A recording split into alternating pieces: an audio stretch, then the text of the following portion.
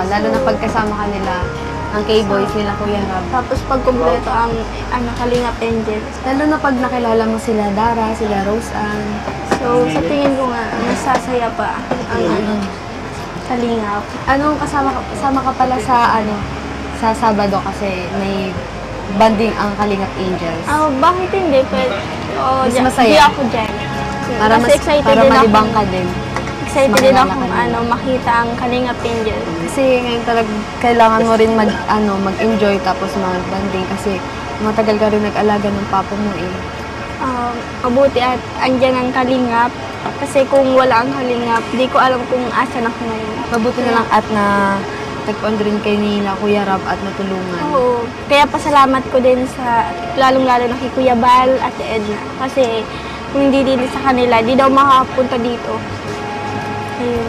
Kaya habang nandito ka na, mag-i-enjoy tayo yung mga K-Angels, K-Boys.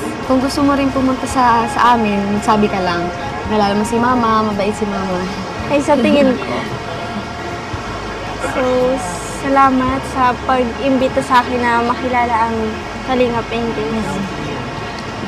Masaya naman kami kasi masaya kami nila Dara, nila Rose Ann, nila Beyonce na pag nakakakilala kami ng bagong kaibigan at nagiging part ng K-Angels.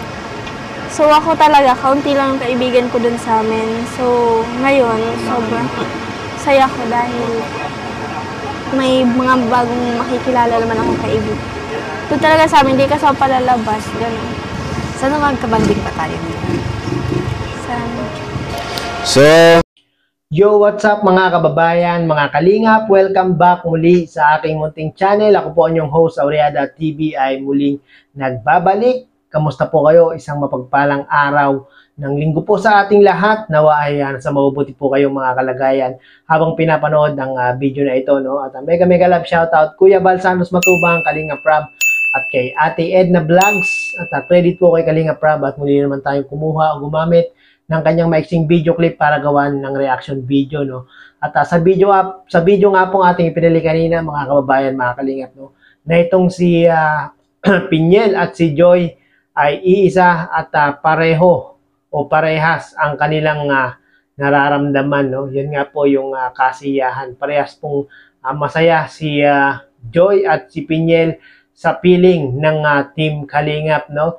At congratulations kay Pinyel dahil si Pinyel po mga kababayan, mga Kalingap ay isa ng Kalingap Angels at madaragdagan na naman ang mga Kalingap Angels ni Kalingap Rab. No? Siguro dito talagang naging masaya si Pinyel, no? Dahil nga po isa na siyang ganap na Kalingap Angels. Alam niyo naman mga kababayan, mga Kalingap, yung mga benepisyo ng pagiging Kalingap Angels ni Kalingap Rab. No? At swerte si Pinyel at si Joy dahil nga po isa sila sa mga napili ni Kalingap Rab para po matulungan sa kanilang pag-aaral. No? At grabe talaga ang pagtulong ng Team Kalingap, lalo na si Kuya Bal, si Ate Edna Vlogs, at si Kalingap Rab dito kay Pinyel. No? Alam naman natin mga kababayan, mga Kalingap, na itong si Pinyel ay grabe yung pinagdaanan nitong mga nakarang linggo at mga nakarang buwan. No?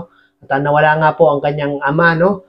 At dahil nga po tinulungan ni Kuya Bal, ni Kalingap Rab, ni Ate Edna Vlogs na maipalibing itong tatay ni Pinyel. At ngayon nga po ay si Pinyel dahil walang mag-aaruga, walang mag-aalaga doon sa Sorsogon ay dinala po ni Kuya Bal, ni Ate Edna itong si Pinyel sa Daet muna, no? Para doon po matutukan, para doon po talagang masuportahan sa kanyang pag-aaral. No? Dahil nga po si Pinyel ay tumigil sa kanyang pag-aaral para lang po maalagaan, mabantayan yung kanyang tatay na may sakit noon. No? At talagang nakakahanga itong si Pinyel, mga kababayan, mga Kalingap. Kaya naman po ay karapat-dapat si Pinyel na maging Kalingap Angels dahil nga po masipag din po mag-aral si Pinyel. No? Gawa nga lang po nahinto siya nung mga nakaraang taon para alagaan yung kanyang tatay. No? Kudos kay Kuya Bal,